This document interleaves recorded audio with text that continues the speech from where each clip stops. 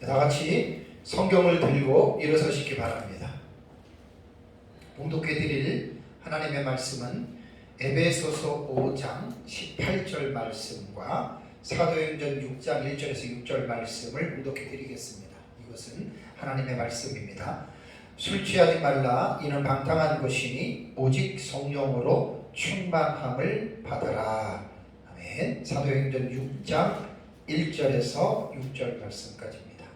그때의 제자가 더 많아졌는데 헬라파 유대인들이 자기의 과부들이 매일의 구제에 빠짐으로 히브리파 사람을 원망하니 12사도가 모든 제자를 불러 이르되 우리가 하나님의 말씀을 제쳐놓고 접대를 일삼는 것이 마땅하지 아니하니 형제들아 너희 가운데서 성령과 지혜가 충만하여 칭찬받는 사람 7을 택하라.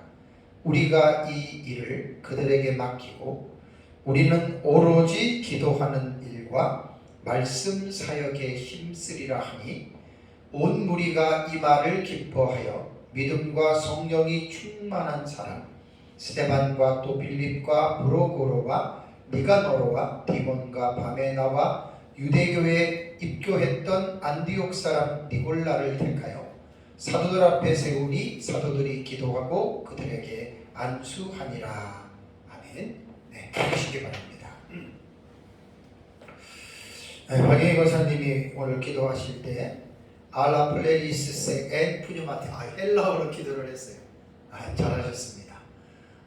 왜 제가 그런 말씀을 드리냐면 오직 성령에 의하여 계속적으로 충만함을 받아라. 이게 보통 말이 아니에요.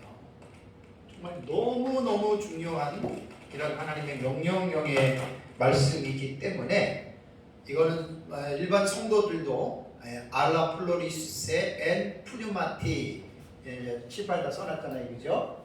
이거를 아예 그냥 헬라어를 그냥 쓰세요. 우리가 뭐 라틴어 같은 경우도 쓰잖아요. 라틴어 같은 거 중요한 거. 저 같은 경우는 크레도 우트 인텔리감 한 5, 6년 전에 대학교 다닐 때 제가 들었던 얘기를 지금도 쓰고 있잖아요. 크레도 우트 인텔리감 라틴어예요. 뭐 뜻은 다 몰라도 너무나 중요하기 때문에 헬라어로 그냥 알라 플로리스세 엔 푸뉴마티 오직 플레리스세 충만해져라 수동태 명령형 현재 엔 푸뉴마티 바이 더 스피릿 성령에 의하여 충만해져라 오직 이렇게 보는 거예요. 너무 중요하기 때문에 일반 성도들도 헬라어 저거 정도는 쓸 수 있어야 돼요. 금방 씁니다. 금방. 중학교 애들도 저거 한 몇 분이면 다 외워서 쓰는데 어려운 게 아닙니다. 왜냐하면 너무 중요하기 때문에 그렇습니다. 제가 에베소서를 주에 설교하면서 에베소서 5장 18절에 딱 말씀해서 지금 못 넘어가고 있어요. 계속 에베소 5장 18절에서 지금 머물고 있는데 오늘 이 시간이 지금 성령 충만 시리즈 6번째 시간입니다. 제가 지금 이 성령 충만 시리즈를 설교하는 거는 성령론 전체를 하는 게 아니에요. 성령론 전체를 하려면 몇 년을 걸려야 돼요. 성경 전체적으로 성령론을 보려면. 근데 제 주제가 성령 충만이기 때문에 성령 충만이라고 하는 용어들이 사용된 그러한 본문들을 구약과 신약에서 제가 골라서 이제 그 부분을 가지고 지금 설교를 하고 있습니다. 그래서 이제 성령 충만 시리즈 6번째 시간이 됩니다. 또다시 한번 에베소 5장 18절을 강조를 하면 오직 성령으로 계속해서 충만해져라 이렇게 본문을 사역이라 그러죠. 직역을 하면 그렇게 우리가 이 본문을 읽어야 됩니다. 그러니까 충만이라고 하는 이 플레로는 고전 헬라어 용법의 플레레스라고 그랬죠. 충분한에서 유래가 됐는데 채우다, 가득하다, 넘치게 하다 그런 뜻입니다. 오전에도 말씀드린 대로 왜냐하면 제 설교의 중요한 초점이 성령 충만이기 때문에 그러니까 성령 하나님, 인격적인 성령 하나님에 의하여 우리들의 마음에 그 하나님의 성령이 계속해서 차라는 말입니다. 여러분 인간의 마음은 영적인 전쟁터입니다. 하루에도 5만 가지 이상의 생각들이 우리 마음에 들락들락 하잖아요. 어떤 생각을 내가 붙잡고 그 생각을 내가 실행하느냐에 따라서 선이 될 수도 있고 악이 될 수도 있습니다. 그러니까 성령이 우리 안에서 넘치도록 좋은 생각들, 하나님의 좋은 말씀들을 성령이 우리 안에 충만하게 하실 때 우리가 그 성령의 충만함을 따라서 순종하면 여러분 그게 가장 최고의 선이 되고, 또 그러한 성령이 우리 안에 충만하게 역사하실 때 우리가 그것을 따라서 순종하기만 하면 신앙생활은 100% 성공할 수가 있습니다. 문제는 100% 우리가 그렇게 하지 못한다는 것이 문제가 됩니다. 그래서 성령 충만함을 받으라라고 하는 이 말은 좀 애매모호하지만 성령 충만해져라 현정이기 때문에 계속해서 이거는 진행형으로 보시면 돼요. 분사가 진행형이지만 이 현재형은 계속적인 용법으로 보면 됩니다. 그래서 계속해서 이런 성령에 의해서 충만해져라 그러면 정말 이게 최고 행복이에요. 우리 그리스도인들에게 최고의 행복은 한시라도 내가 성령에 충만하면서 벗어나지 않고 성령에 의하여 계속해서 내가 충만하게 된다면 그러면은 완전히 신앙생활 100점이죠. 어쨌든 이러한 의식을 우리가 잊어버리지 말고 해야 됩니다. 그래서 에베소서 4장과 5장과 6장에 기록된 옛사람을 벗어버리고 새사람을 입어야 할 이제 그 빛의 자녀들의 행위들이 제가 그 윤리적 지침이라고 그랬잖아요. 윤리적 지침들이 한두 가지가 아니라 많은데 그것을 우리가 지키기 위해서는 바로 성령의 충만함을 입지 않으면 우리가 이제 그런 부분들을 지킬 수 없다. 그것은 더 나아가서 에베소뿐만이 아니라 성경 전체에 기록된 하나님의 말씀을 순종하는 데 있어서 성령으로 넘치지 않으면, 성령의 생각으로 가득 차지 않으면, 성령의 생각으로 충만하게 넘치지 않으면 우리가 하나님의 말씀 제대로 순종할 수가 없다라고 하는 말입니다. 오전 예배 시간에는 성령이 충만해지면 나타나는 결과들이 있습니다. 지난주 오후 예배 때에는 성령이 충만하면은 제가 스데반의 예를 들어서 원수를 용서하고 사랑하고 나를 죽이는 원수까지도 죄를 용서해 달라고. 정말 이거는 하나님의 성령의 능력으로 주어지는 생각이에요. 그래서 지난주 오후 예배 때 하나 하고 이번 오전 예배 때에는 성령이 충만하면 그 결과가 어떻게 나타나느냐, 담대하게 하나님의 말씀을 전할 수 있습니다. 설교자는 설교, 또 성도들은 전도, 성도들도 설교할 수 있습니다. 그거는 그러니까 성령이 충만하면 전도, 설교 이게 이제 가능하다라고 하는 그런 말입니다. 이번 시간에는 성령 충만 시리즈 6번째 시간으로서 이제 내용이 거의 다 이제 성령 충만에 관해서는 마무리가 되는데, 성령 충만과 관계된 몇 가지의 사실들이 있습니다. 몇 가지의 사실들 한 4-5가지만 제가 이 시간에 좀 말씀을 드리겠습니다. 첫 번째 살펴볼 말은 조금 전에 제가 공독해드린 부분인데요. 성령 충만해야 받을 수 있는 직분이 있습니다. 자, 성경에는 여러 가지의 직분이 기록이 되어져 있는데 그 가운데에 초대교회가 직분자들을 세우는 데 있어서 성령 충만한 자격을 갖춘 자에게 주는 직분이 있습니다. 물론 모든 직분이 성령 충만한 자들에게 주어지는 것은 맞지만 성경에 구체적으로 이 직분은 성령 충만한 자에게 주어야 된다라고 하는 언급이 되어져 있는데 그것이 바로 집사의 직분입니다. 자, 6장 3절을 볼까요? 자, 본문에 대한 그 전원 문맥에 대한 이야기는 생략하겠습니다. 왜냐하면 제가 지금 주제 설교를 하고 있기 때문에 이 부분을 설교하면 시간이 많이 갑니다. 그래서 3절을 보니까 형제들아 너희 가운데서 성령과 지혜가 충만하여 칭찬받는 사람 7을 택하라. 자, 7명을 택하는데 조건이 뭐죠? 성령과 지혜가 충만해야 됩니다. 그러니까 넘쳐야 돼요. 지혜도 넘치고 성령도 넘치고. 왜 택하느냐? 우리가 이 일을 그들에게 맡기고, 그러면 이 일이 뭐냐? 1절과 2절에 사도들이 구제 사역을 하는데 헬라파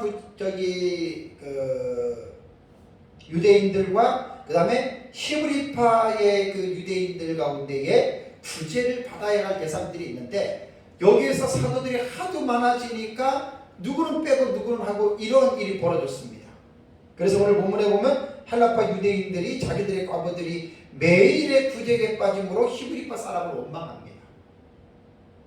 그러니까 히브리파는 유대인들 가운데 그리스도인들이고 헬라파는 이방인들 중에 그리스도인들을 말하는데 거기 과부들에게 구제를 하는데 이제 헬라파 유대인들이 몇 명이 빠졌나 봐요. 그러니까 이제 자격지심도 들고 야 뭐 지들이 우리가 유대인이 아니니까 우리를 빼나 막 이런 것 때문에 이제 원망하는 일이 일어나니까 사도들이 회의를 소집을 했습니다.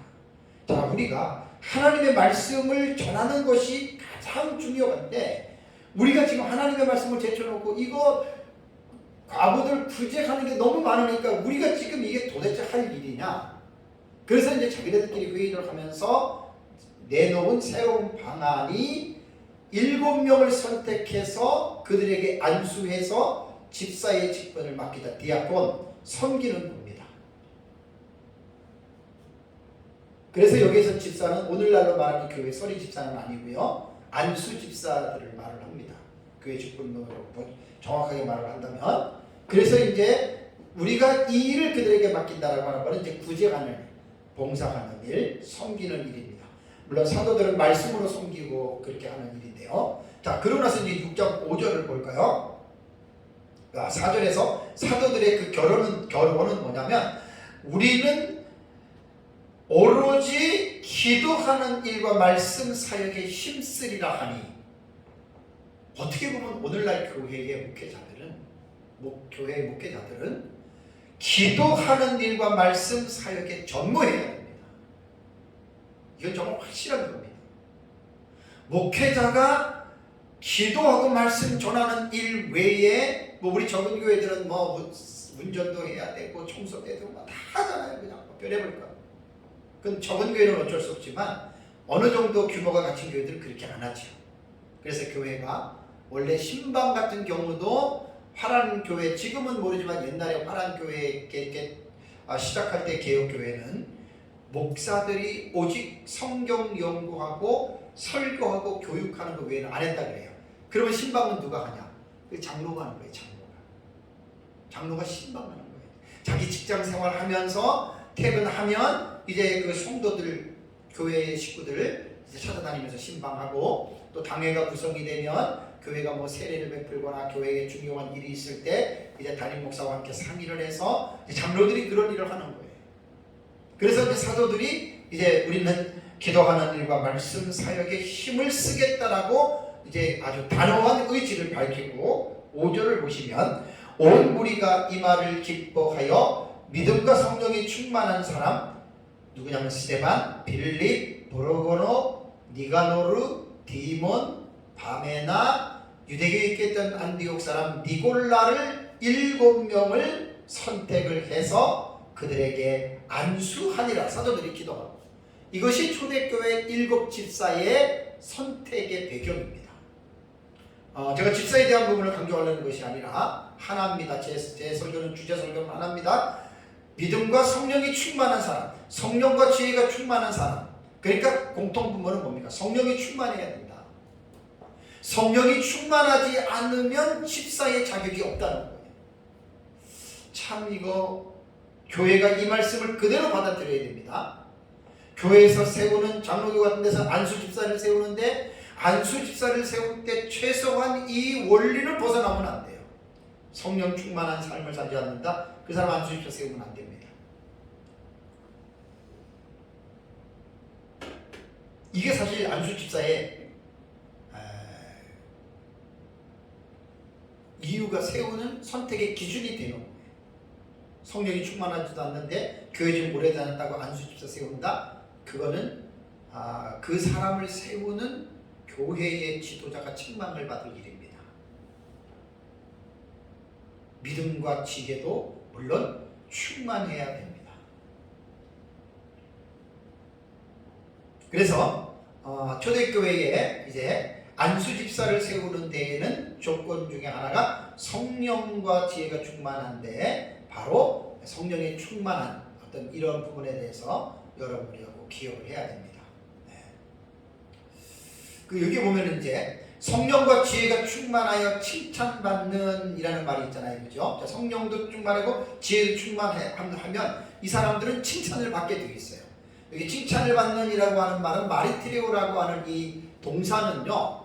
분사입니다. 분사. 이 분사이고 현재 수동태입니다. 그러니까 이 안수 집사가 되려면 현재형이기 때문에 뭐 한 달 전에는 막 충만하게 칭찬을 받았는데 요즘은 최근에 들어가지고는 충만하지 않아. 그러면 안 되는 거예요. 분사 현재형이다. 현재형은 계속적으로. 그리고 이것은 수동태입니다. 자기가 그렇게 살면 다른 사람에 의해서 저 사람 참 성령이 충만하고 저 사람 참 지혜가 충만하다라고 하는 말입니다. 여기서 또 하나 일곱을 택하라 그랬잖아요. 택하라. 제가 동사를 지금 강조하는 거예요. 택하라라고 하는 에피스케테토마이라고 하는 이 단어는 명령형이고 이것은 부정시상 아우리스트입니다. 아우리스트는 제가 뭐라 그랬어요? 단회적이나 단호함으로 해석해야 된다 그랬죠. 일곱을 택하라라고 하는 말은 단호하게 혹은 단회적도 의미가 될 수 있습니다. 한번 택하는 거니까. 자, 그 다음에 여기서 태가 중간태입니다. 중간태는 뭐라 그랬죠? 자기 자신을 위하여 스스로 하는 거예요. 그러니까 일곱 집사를 세우는 것은 자신들의 공동체를 위해서 세우는 거예요. 그 일곱 집사를 위해서, 그 사람들을 위해서 세우는 게 아니라 지금 교회의 직분자이기 때문에 공동체 전체거든요. 공동체 입장에서 볼 때 중간태는 공동체를 위해서입니다. 공동체를 위해서. 중간태의 의미가 그런 거예요. 그러니까 교회에서 안수 집사든지 장로든지 권사든지 서리 집사든지 임명을 받는다면 자기 자신을 위해서 여러분 그게 직분을 받는 게 아니에요. 공동체를 위함이에요. 공동체를 위함. 교회를 위해서 목사가 되고 장로가 되고 안수 집사가 되고 권사가 되는 거지 자기 자신의 명예나 자기 자신을 위해서 직분을 받는 것이 아닙니다. 그래서 본문은 제가 주의하는 것은 아니고요. 주제 설교로 집사가 되기 위해서는 초대교회 집사의 자격 조건으로 첫 번째가 성령으로 충만한 사람이 집사의 직분도 받을 수 있다라고 하는 것 말씀드립니다. 다음에 두 번째는 예수님의 성령 충만에 대한 부분이 나옵니다. 이제 성령 충만에 대한 내용들을 쭉 지금 몇 주 정도 제가 다 성경에서 추려서 이제 마지막 부분에 지금 하는 건데, 그래서 마지막에는 그냥 제가 설교 내용을 성령 충만과 관계된 몇 가지 사실들, 그래서 남은 내용들을 한번 이 시간에 한번 종합해서 지금 하는 겁니다. 자, 지난주에도 제가 말씀을 드렸듯이 예수님은 늘 항상 성령 충만한 삶을 사셨다라고 지난주에 제가 말씀을 드렸죠.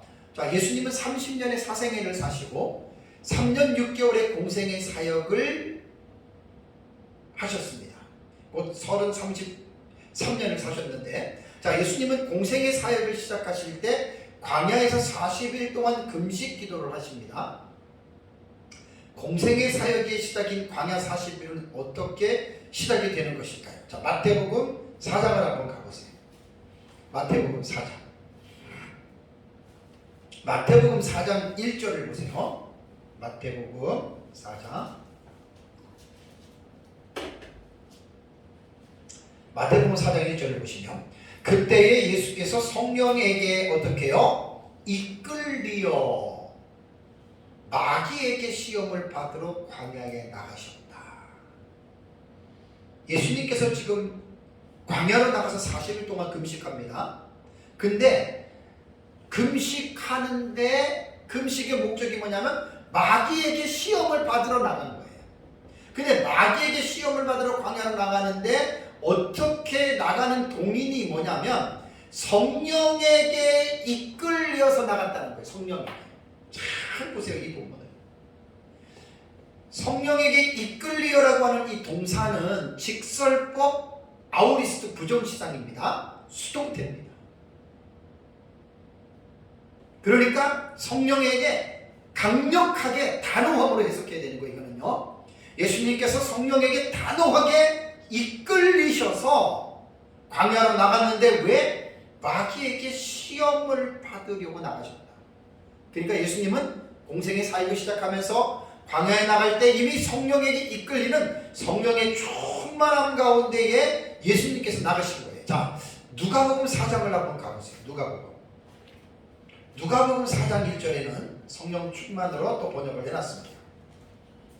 자, 누가복음 4장 1절을 볼까요? 누가복음 4장 1절을 보면 예수께서 어떻게 해요? 성령의 충만함을 입어 요단강에서 돌아오사 광야에서 40일 동안 성령에게 이끌리시며. 그러면 마태와 누가복음의 차이가 뭔 줄 아세요?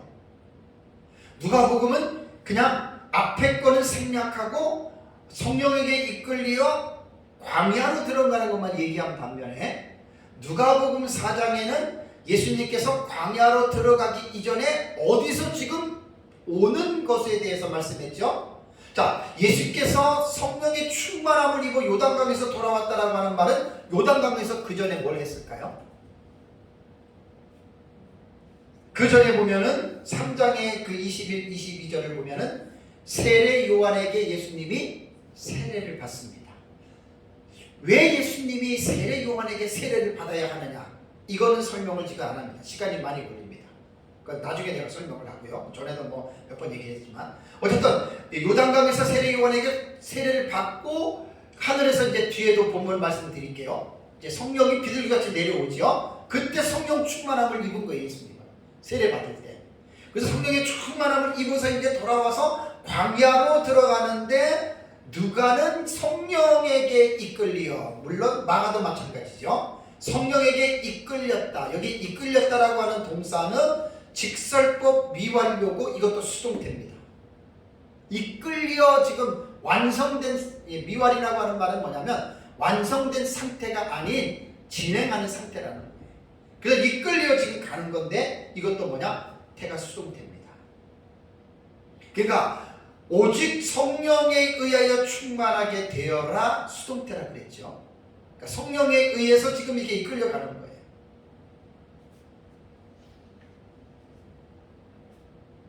그래서 예수님은 공생의 사역을 시작하면서 성령 충만함을 세례를 받을 때부터 충만함을 입고 예수님은 하늘로 올라가실 때까지 그분의 전 삶은 하나님의 성령의 완전한 100% 성령의 충만한 삶을 살아가신 유일한 분이십니다. 예수님이 십자가에 못 박히실 때 침뱉어 얼굴을 때려 옷을 벗겨 희롱해 제자들 배신해. 그래도 예수님이 흔들리지 아니했던 이유가 뭔지 아십니까? 늘 성령에 의하여 충만했기 때문에 제자들이 그렇게 배신을 해도 그들을 미워하지 않으시고 자신을 귀신 들렸다라고 자신을 비난해도 그 비난에 예수님은 흔들리지 않으셨다는 겁니다. 여러분, 우리가 세상을 살아가면서 내 자존심을 누가 짓밟고 또 내가 어떤 불합리한 일을 당하고 불이익을 당할 때 여러분, 우리가 그것 때문에 얼마나 마음이 쓰리고 얼마나 우리 안에 화가 일어납니까? 변명하고 합리화 또 우리 자신들에 대한 것들을 내세우고 우린 그러잖아요. 근데 예수님은 우리보다 더 말할 수 없는 엄청난 그러한 하나님으로서 죄인들인 인간들에게 엄청난 그러한 불합리한 일들을 당했음에도 불구하고 예수님께서는 끝까지 온유하심으로 나가셨던 이유가 뭐냐? 그 근본적인 이유가 성령의 충만함이 계속해서 예수님은 유지가 됐다는 거예요. 사실 우리가 지금 꿈에도 소원은 뭡니까? 여러분, 우리 그리스도인들의 꿈에도 소원은 오직 성령에 의하여 충만함을 받으라. 저게 우리의 로망이 돼야 돼요. 알라 프레리스세 엔 프뉴마티.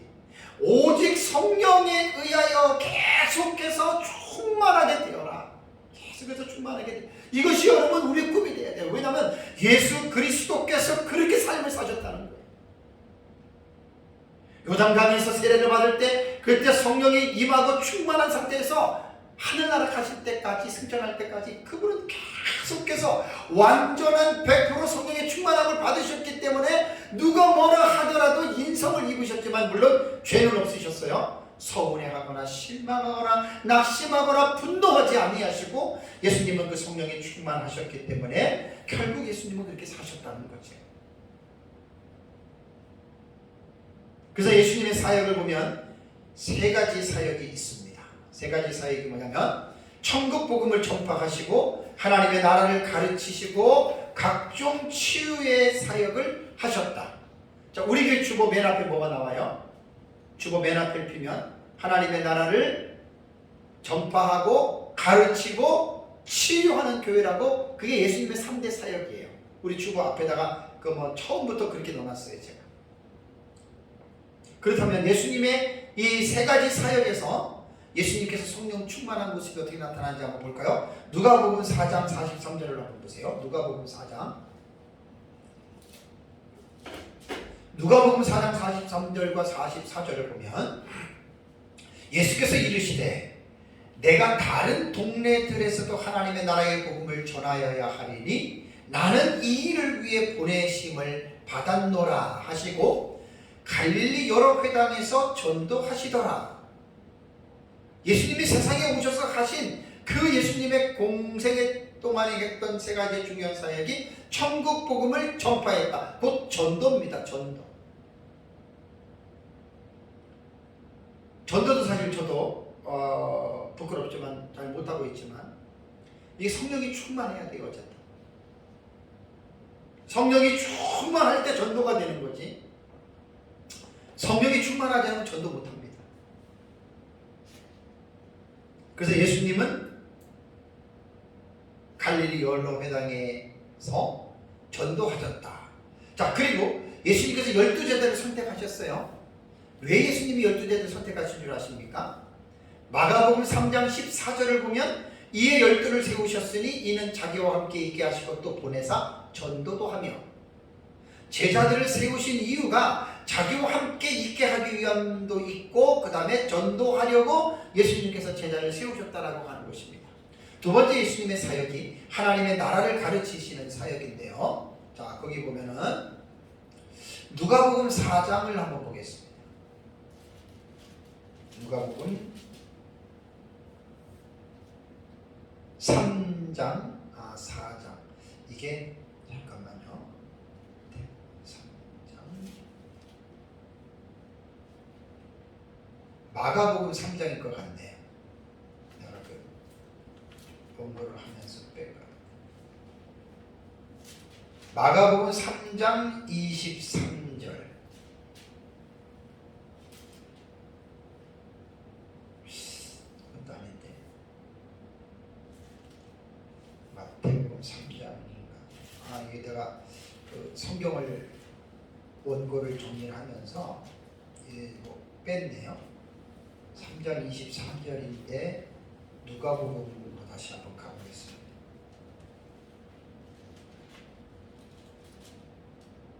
맞아요. 누가복음 3장 23절이에요. 누가복음 3장 23절을 보면 예수께서 가르치심을 시작하실 때에, 하나님 나라를 가르치는 거, 이게 공생의 사역이에요. 예수께서 가르치심을 시작하실 때에 30세쯤 되니라 그랬죠. 30세. 자, 사람들이 아는 대로 요셉의 아들이니 요셉의 위는 헬리오라는 말이 나옵니다. 다음에 누가복음 4장 32절을 보면 그들이 그 가르치심의 논란이 이는 그 말씀이 권위가 있음이러라. 그러니까 예수님이 하나님 나라를 가르치는 사역을 하셨잖아요. 근데 이 대제사장과 서기관들과 종교 지도자들이 예수님의 가르치는 말을 듣고 놀랐습니다. 왜? 일반 사람들의 가르침과 수준이 완전히 달랐습니다. 자, 사도행전 1장 3절을 볼까요? 사도행전 1장 3절을 보면 그가 고난받으신 후에 또한 그들에게 확실한 많은 증거로 친히 살아계심을 나타내사 40일 동안 그들에게 보이시며 무슨 일을 말씀했습니까? 하나님의 일을 말씀하셨다. 여기에서 예수님의 티칭 사역이 나오는 거예요. 하나님의 나라를 가르치셨던 사역입니다. 자, 그렇다면 제가 무슨 말을 하려고 지금 이 말을 하는 줄 아십니까? 예수님이 가르치는 사역이 성령으로 충만하게 된 상태에서 하나님의 나라를 가르치셨다. 이것을 제가 말하려고 한 거예요. 다음에 세 번째 예수님의 공생의 사역은 치유 사역인데 누가복음 5장을 보십시오. 누가복음 5장. 예수님께서 공생의 사역을 보면은 이제 가는 곳곳마다 병든 자들이 나왔죠. 자, 누가복음 5장 17절을 보시면은 자, 이런 말이 있습니다. 하루는 가르치실 때에 갈릴리의 각 마을과 유대와 예루살렘에서 온 바리새인과 율법 교사들이 앉았는데 병을 고치는 주의 능력이 예수와 함께 하더라. 이 병을 고치는 주의 능력이 바로 성령의 능력입니다. 다음에 마태복음 4장을 보세요. 마태복음 4장 23절을 보시면 예수께서 온 갈릴리에 두루 다니사 그들의 회당에서 가르치시며 천국 복음을 전파하시며 그 다음에 백성 중에 모든 병과 모든 약한 것을 어떻게 해요? 고치시니라. 테라페이합니다. 고치시니라. 다음에 마가복음 1장을 볼까요? 마가복음 1장 39절을 보시면 이에 온 갈릴리에 다니시며 그들의 여러 회당에서 전도하시고 또 귀신들을 내쫓으시더라. 귀신들을 내쫓았다. 병을 고치고 귀신들을 내쫓으시고 이것이 예수님의 대표적인 치유 사역입니다. 치유 사역. 그러니까 예수님의 전 생애와 예수님의 전 사역이 성령에 의하여 충만한 가운데에 예수님께서는 이 모든 사역을 하셨다는 거예요. 요단강에서 세례 요한에게 세례를 받으면서부터 그 임하신 성령의 충만함이 광야에 들어가서 40일 금식할 때에도 성령에 이끌리시어서 금식하시고 또 금식을 끝나시고도 예수님 십자가에 죽으시고 부활하시고 승천하실 때까지도 예수님은 항상 하나님의 성령의 충만하신 가운데에 여러 가지 이러한 치유의 사역을 감당하실 수가 있었다라고 하는 말입니다. 자, 우리는 누구를 본받는 삶을 사는 것이요? 그 그리스도인들은 예수님을 본받는 자들입니다. 예수님을 본받는 자들입니다. 정말 신앙생활은요, 교회 다니는 거는 예수님 닮기 위해서 교회 다니는 거예요. 그래서 성경에 나타난 예수 그리스도가 어떤 분이냐, 그리고 예수 그리스도가 어떤 분인 줄 알았다면 우리는 그 예수 그리스도를 흉내내는 자예요. 따라가는 자들이에요. 다음에 세 번째 우리가 이제 성령 충만과 관계된 몇 가지 사실들 속에서 누구를 보려냐면 세례 요한과 모친 엘리사벳의 성령 충만에 대해서 이제 살펴보려고 합니다. 자, 우선 세례 요한 그러면 어머니가 엘리사벳이죠, 그렇죠? 엘리사벳인데 세례 요한은 예수님보다 6개월 먼저 태어났습니다. 세례 요한은. 그리고 세례 요한은 예수님의 길을 예비하는 자로서 하나님의 특별한 섭리 가운데에 세상에 보내심을 받은 자가 바로 여러분 이 세례 요한이잖아요, 그렇죠? 못대로부터 성령 충만함을 받은 자인데, 자, 누가복음 1장을 한번 봐보세요. 누가복음 1장.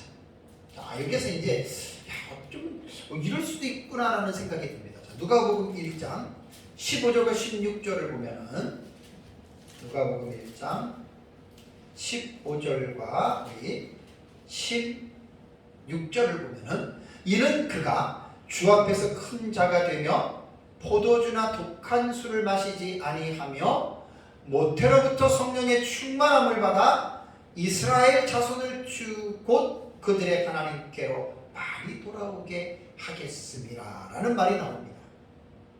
그러니까 세례 요한에 관한 게 기사거든요. 세례 요한에 관한 기사인데 그는 주 앞에서 큰 자가 되는데 특이한 게 뭐지요? 모태로부터 성령의 충만함을 받는 자라는 말입니다. 아이가 아직 태어나지 않았습니다.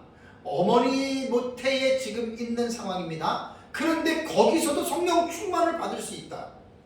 44절을 볼까요? 44절.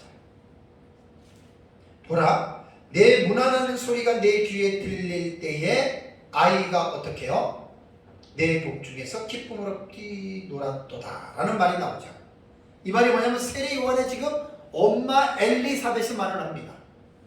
자, 이게 상황이 어떻게 되냐면 중간에 보면은 예수님을 잉태했던 마리아가 엘리사벳과 친족간입니다. 그래서 이제 마리아도 놀랬죠. 남자와의 어떤 그러한 그 육체적인 관계가 없는데 성령의 능력으로 임신했어요. 여러분 얼마나 놀라겠습니까?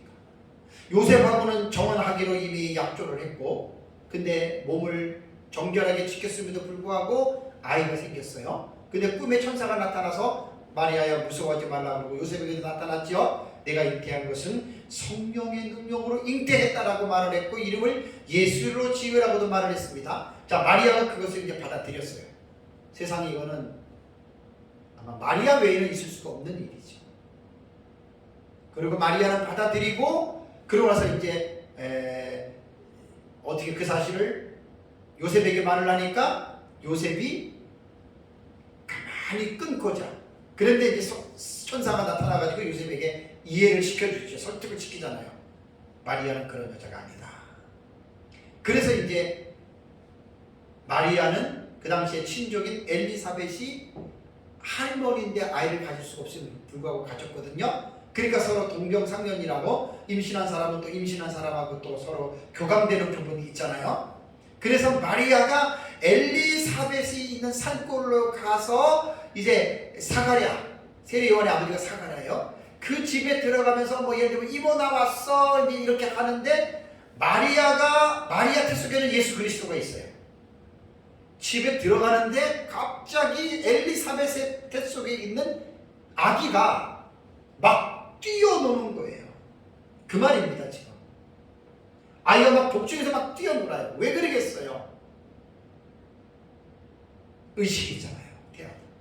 그러니까 우리는 사실 태아에 대해서 아직 태어나지 않았기 때문에 너무 우리가 무시하는 이런 경향이 있는데 그렇지 않습니다. 아이도 태 속에서 다 모든 감정들을 느낍니다. 아이들이 점점 커지게 되면 태 속에서. 그래서 41절을 먼저 보세요. 41절. 누가복음 1장 41절에 엘리사벳이 마리아가 무난함을 들음에 아이가 어떻게 해요? 복중에서 뛰노는지라.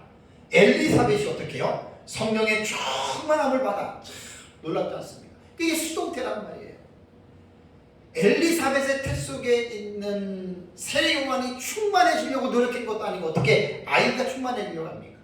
또 엘리사벳도 자기 자신이 충만해지려고 하지 않았는데 마리아가 도착하는 동시에 엘리사벳도 성령의 충만함을 입게 됐고 엘리사벳의 태 속에 있는 세례 요한도 충만하게 되었다. 그래서 44절에 보라 내 문안하는 소리가 내 귀에 들릴 때에 아이가 내 복중에서 기쁨으로 뛰놀았도다 라는 말을 합니다. 그래서 성령 충만은 수동태가 되는 겁니다. 엘리사벳이나 세례 요한이 태 속에서 하나님과 성령 충만하게 해서 이런 기도도 하지 않았어요. 또 말씀도 듣지 않았어요. 근데 마리아의 방문을 통해서 성령 충만이 임하잖아요. 참 특이한, 이건 특이한 사건입니다. 솔직하게 모든 아이들이 다 성령 충만하잖아요. 근데 여러분 저는 아이들을 이제 우리 하영이 가질 때 아주 그런 경험을 해봤어요. 한 6, 7개월, 8개월 때 이게 막 그 찬양하고 뭐 우리 뭐 목회자의 가정이야 늘 기도하고 찬양하는 게 우리 늘 일상화가 되니까 참 찬양하고 그럴 때 막 애가 진짜예요. 제 아내가 그건 뭐 증인이니까 애가 기뻐해요. 물론 그게 성령 충만이냐? 우리는 몰라요. 근데 우리는 그렇게까지 생각할 수 있는 영적인 지식들이 우리는 사실 없어요. 왜? 되게 뱃속에 있는 애가 뭐하냐? 우리는 그렇게 무시하거든요. 근데 안 그래요. 충분히 아이들이 산모가 성령으로 충만할 때 그 성령의 충만함이 아이에게 전달될 수 있어요. 나는 100% 믿습니다. 그래서 임신할 때 그 엄마가 그렇게 여러분 중요한 거예요. 엄마가 우울해 보세요. 아이도 우울해집니다. 엄마가 기뻐 보세요. 아이도 기뻐집니다. 엄마가 성령으로 충만해 보세요. 아이도 성령의 충만함을 받는다고 저는 믿습니다.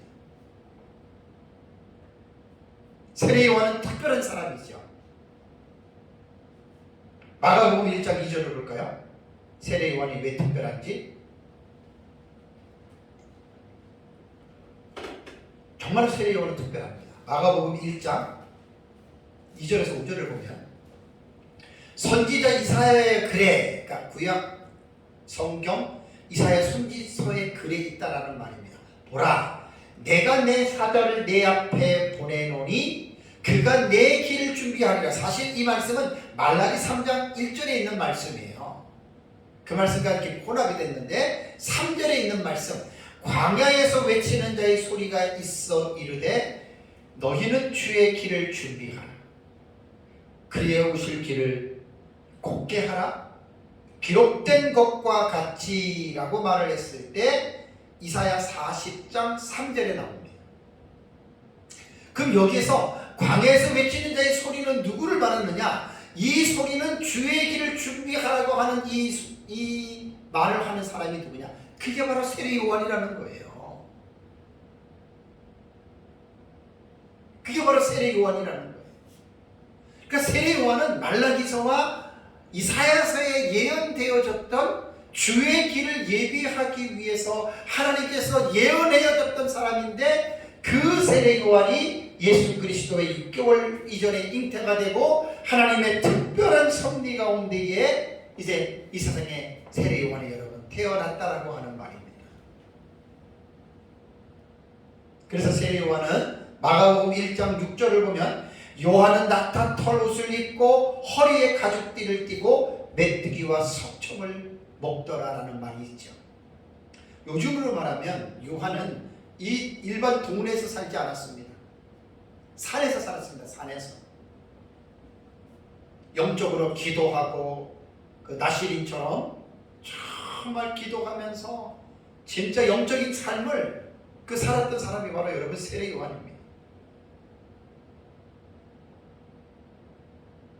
이제 중간기 시대 역사와 이제 연결해서 보면은 쿰란 동굴에 있었던 그러한 그 영적인 삶을 추구했던 사람들이 있어요. 그런 사람들의 계열로 아마 세례 요한은 속하게 됩니다. 어쨌든 뭐 그 중요한 내용이 아니니까 오늘 설교에서 제가 지금 강조하고자 하는 일은 뭐냐면, 세례 요한이 모태로부터 성령 충만함을 받은 자다. 그 다음에 세례 요한을 잉태했던 엘리사벳도 성령으로 충만하게 되었다. 그리고 이제 마태복음 3장을 보시면, 마태복음 3장 1절과 2절을 보시면, 그때에 세례 요한이 이르러 유대 광야에서 전파하여 말하되 회개하라 천국이 가까웠느니라. 마태복음 3장 11절에도 나는 너희로 회개하게 하기 위하여 물로 세례를 베풀거니와 내 뒤에 오시는 이는 나보다 능력이 많으시니 나는 그의 신을 들기도 감당하지 못하겠노라. 그는 성령과 불로 너희에게 세례를 베푸실 것이요 라고 이렇게 말을 하고 있습니다. 세례 요한이 모태로부터 성령 충만함을 받은 사람이고, 예수님 공생의 사역에 들어오기 직전에 요단강에서 회개하라 천국이 가까웠느니라 라는 복음을 외치고 사람들에게 내 뒤에 오시는 이는 나보다 능력이 많으신데 그분이 바로 성령과 불로 너희에게 세례를 베푸실 것이다. 그분이 바로 예수 그리스도예요. 그래서 세례 요한은 예수님의 길을 예비하기 위해서 하나님의 특별하신 섭리 가운데에 예정된 자고, 그가 태어나서 그러한 사역을 이제 했다라고 하는 말입니다. 오전에 제가 이제 말씀드릴 때 성령 충만한 결과에서, 성령이 충만하면 담대히 하나님의 말씀을 전한다 그랬잖아요. 세례 요한도 마찬가지입니다. 자, 마태복음 3장을 보십시오. 우리가 성령 충만해야 됩니다. 그래야지 담대히 전할 수 있습니다. 마태복음 3장 7절을 보시면, 요한이 많은 바리새인들과 사두개인들이 세례 베푸는 대로 오는 것을 보고 이르되 독사의 자식들아, 누가 너희를 가르쳐 임박한 진노를 피하라 하더냐. 그러므로 회개에 합당한 열매를 맺고 속으로 아브라함이 우리의 조상이라고 생각하지 말라. 내가 너희에게 이르노니 하나님이 능히 돌들려도 아브라함의 자손이 되게 하시리라. 이미 도끼가 나무 뿌리에 놓였으니 좋은 열매 맺지 아니하는 나무마다 찍혀 불에 던져지리라. 이게 세례 요한이 한 말이에요. 그러니까 성령이 충만하니까 이 독사의 자식들아 막 외치잖아요. 그렇다고 뭐 성령이 충만하다고 해서 막 강력한 언어를 구사하라는 말은 절대로 아닙니다. 성령이 충만해야 담대하게 말씀도 전할 수 있다는 거, 전도도 할 수 있다는 거, 그런 말입니다. 마지막 네 번째, 마태복음 10장을 볼까요? 마지막 네 번째는 마태복음 10장입니다. 마태복음 10장 19절과 20절의 말씀을 보겠습니다. 19절과 20절의 말씀. 너희를 넘겨줄 때에 어떻게 또는 무엇을 말할까 염려하지 말라. 그때에 너희에게 할 말을 주시리니 말하는 이는 너희가 아니라 너희 속에서 말씀하시는 이 곧 너희 아버지의 성령이시니라. 자, 이 말씀은 그렇다면 도대체 이 말씀이 언제 성취가 되느냐? 해석의 차이가 있습니다. 다양합니다.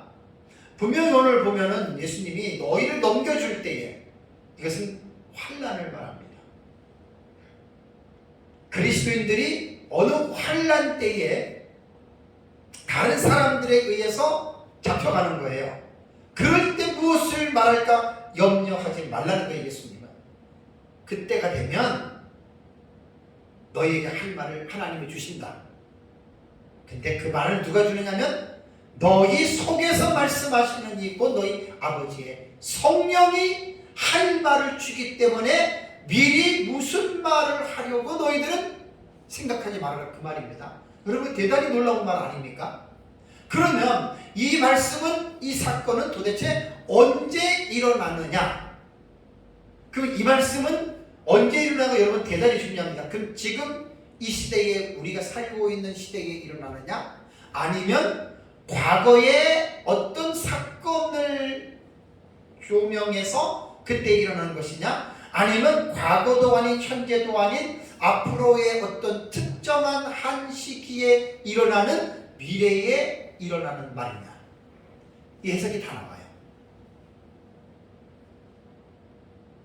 여기서는 저는 당연히 종말론을 연구를 하기 때문에 이거는 종말론 본문으로 보면 돼요. 우리는 종말론에 나타나는 마지막 때 일어나는 큰 환란, 다니엘 선지자가 말한 대환란, 성경에도 나오는, 요한계시록에도 나오는 마지막 때에 일어나는 환란으로 저는 봅니다. 그런데 지금 오늘 본문에서는 저는 그게 중요한 게 아니에요. 그것 가지고 괜히 시시비비 가릴 필요가 없어요. 중요한 것은 뭐지요? 그리스도인들이 특히 신앙 때문에 박해를 받게 될 때 누구에게 붙잡혀가면 뭘 물어보면 내가 무슨 말을 해야 하지라는 고민을 할 수 있습니다. 그럴 때 성령님이 안에서 그 사람에게 할 말을 주시는데, 이 말은 저는 미래적으로는 해석하지만 그렇다고 해서 이 말씀이 꼭 미래적인 그 상황에만 해당되는 게 아니라, 저는 하나님을 믿는 모든 사람, 하나님을 믿는 모든 사람이 살고 있는 모든 시대에 저는 성령께서 동일하게 역사하신다고 저는 믿습니다. 우리의 현실의 삶에도 얼마나 우리가 이런 기적을 많이 체험합니까? 저는 설교할 때, 강의할 때 너무나 기적을 많이 체험해요. 아침에도 오늘도 일어나서 기도하는데, 또 이번 주 화요일날 서울에서 강의를 하는데, 그 강의 안에서 또 딱 영감을 또 주세요. 그 성령이 그 감동을 주시는 거거든요. 그럼 또 가서 또 이제 강의 안에다가 또 타이핑 해놓고, 항상 설교할 때, 걸어갈 때도, 운동할 때도, 밥 먹을 때도, 머리를 감을 때도 하나님이 인사이트를 줍니다. 그게 바로 성령이 내게 주시는, 나는 감동이라고 생각을 해요. 그렇다고 모든 것이 성령이 주는 것은 아니에요. 우리 인간에게 주어지는 하나님의 좋은 생각들도 있을 수 있어요. 그러나 좋은 생각들은 다 성령이 주신다 생각하면 딱 맞고, 너무너무 이거는 신기합니다. 아니 너무너무 신기합니다 사실.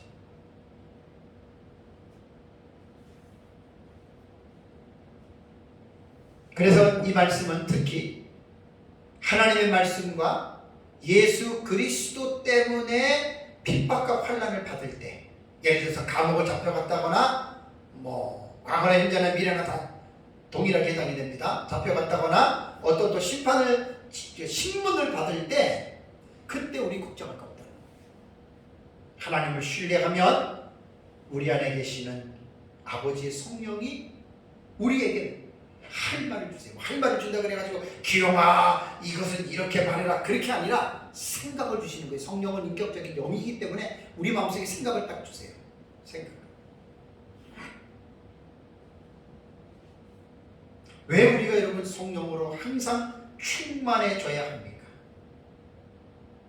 성령으로 충만해지면은 어떤 위기 상황뿐만 아니라 항상 모든 일에 우리 안에 계시는 성령님이 우리에게 감동과 조명을 통해서 말씀하세요. 높아지면서 말씀을 드리면 신비주의자들 늘 하나님이 이렇게 말했다 저렇게 말했다 거기에는 거짓말도 많아요. 귀신의 생각을 가지고 하나님 말씀했다 그러고 자기 생각 가지고 하나님이 말씀했다고 말하는 사람들이 태반이에요. 태반. 이런 말들은 조심해야 됩니다. 제가 40년을 예수를 믿으면서 얼마나 많은 사람을 만난 줄 아십니까? 사역자들부터 시작해서 성도들에게까지 얼마나 많은 사람을 40년 동안 제가 만난 줄 아십니까? 신비주의에 빠진 사람들은 거의 80~90%가 그들의 입에서는 성령의 음성이라고 그러고 하나님의 말씀이라고 그러는데 80~90%가 전부 다 지 생각, 어떨 때는 사탄의 생각을 가지고 그렇게 하는 사람들이 많았습니다. 홍혜선이라고 하는 사람 4~5년 전에 3~4년 전인가요? 우리나라 몇 년도에 전쟁이 일어나니까 그때 우리나라에 있으면 안 된다. 그 예언이잖아요. 그 하나님이 말씀했대요. 그런 사람들이 한둘이 아니에요. 성도들도 그런 신비주의 신앙을 갖고 있는 사람들 한둘이 아니에요. 무슨 하나님의 음성, 성령의 음성입니까? 그런 사람들은 죄를 2가지, 3가지 죄를 짓습니다.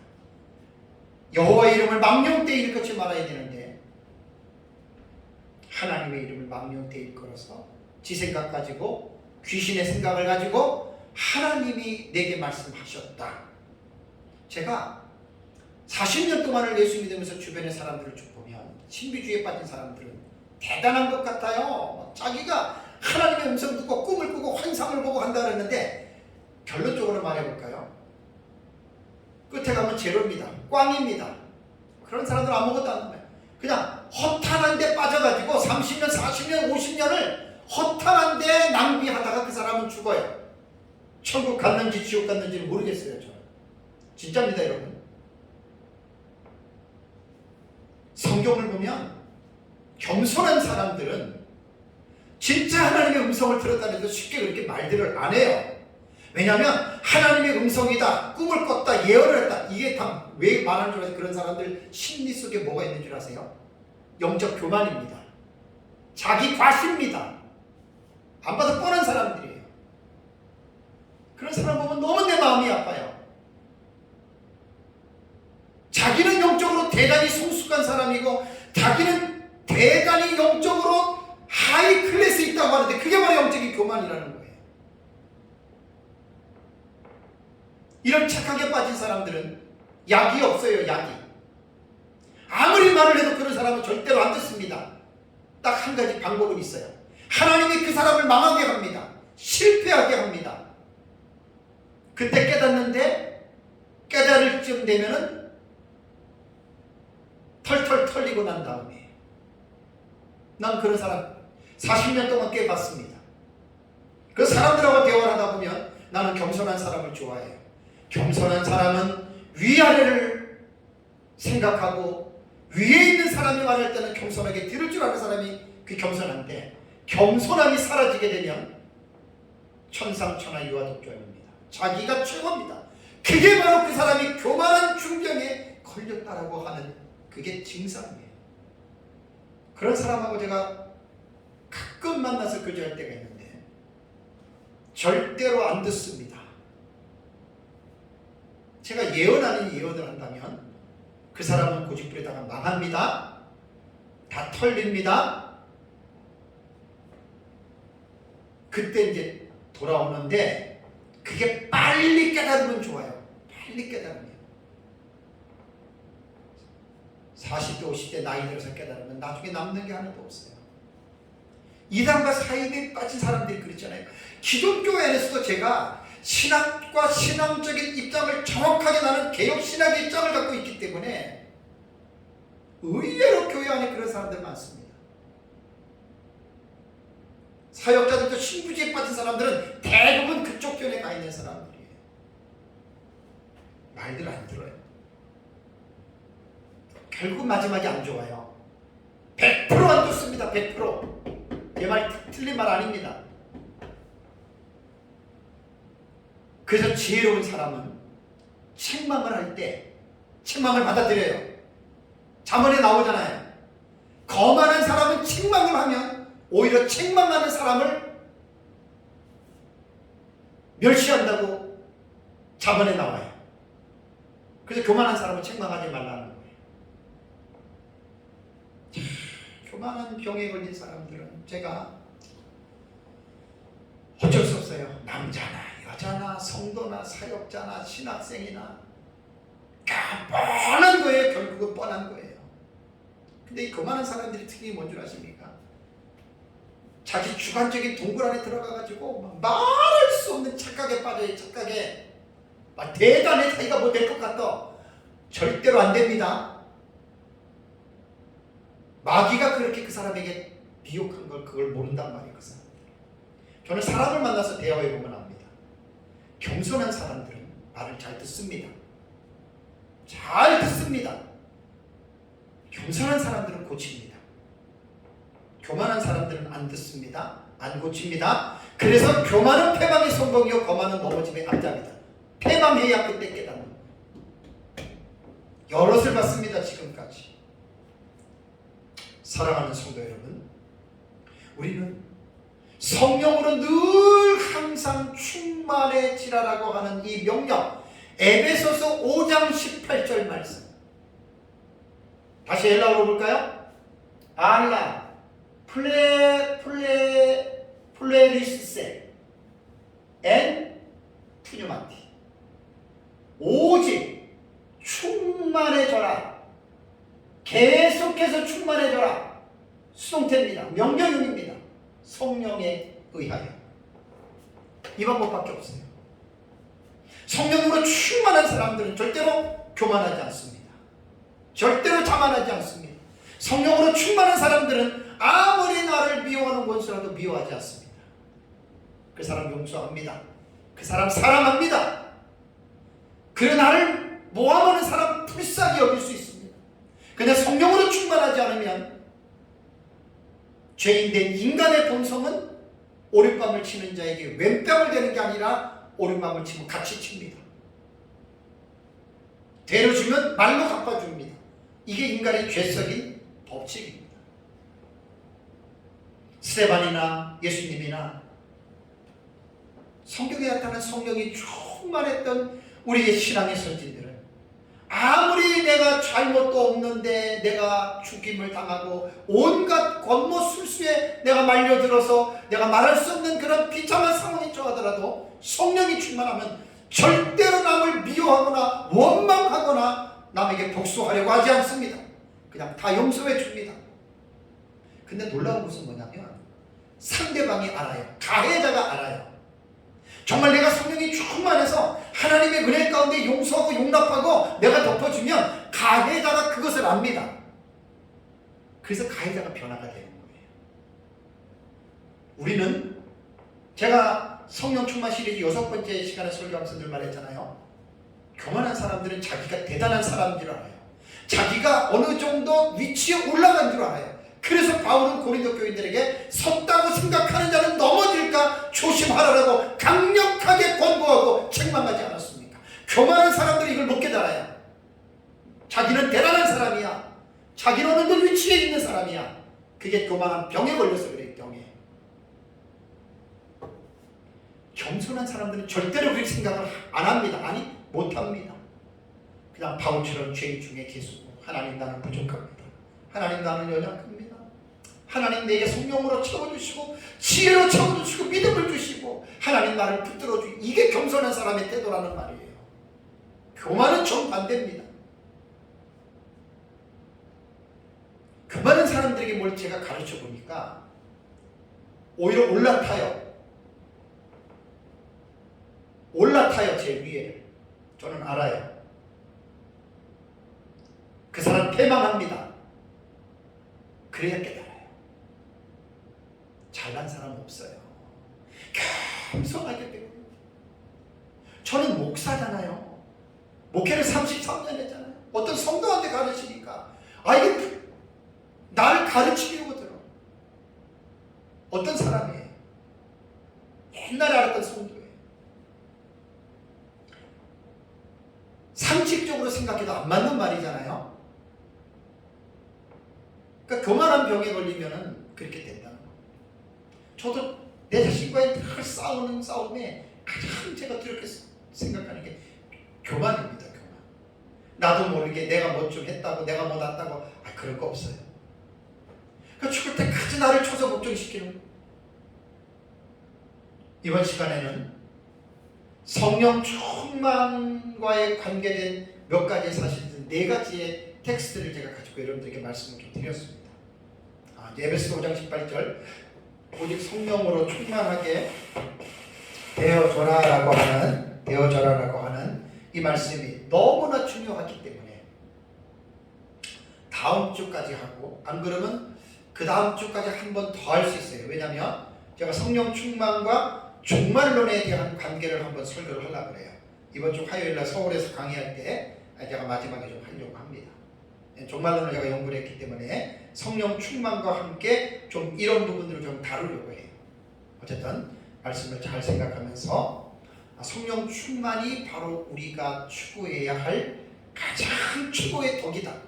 가장 중요한 요소라는 거 잘 깨닫고 우리가 늘 성령 충만해져서 하나님께 영광 돌리시기를 주님의 이름으로 축복합니다. 다 같이 한번 기도하겠습니다.